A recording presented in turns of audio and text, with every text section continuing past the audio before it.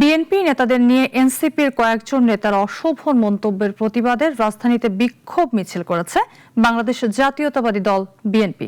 ফার্মগেট থেকে শুরু হয়ে পেট্রোবাংলা সংলগ্ন বিভিন্ন সড়ক প্রদক্ষিণ করে মিছিলটি।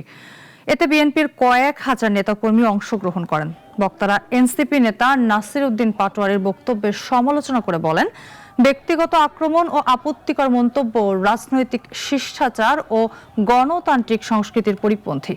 ঢাকা মহানগর উত্তর বিএনপির সাবেক আহ্বায়ক সাইফুল আলম নীরবের নেতৃত্বে আয়োজিত কর্মসূচি থেকে তারা রাজনৈতিক সহনশীলতা ও পারস্পরিক শ্রদ্ধাবোধ বজায় রাখার আহ্বান জানান। রাজনীতি করুন, আমাদের কোনো সমস্যা নেই, কিন্তু যদি বেয়াদবি করেন বাংলাদেশের যুব সমাজ, ছাত্র সমাজ, শ্রমিক সমাজ, বেয়াদবি কিন্তু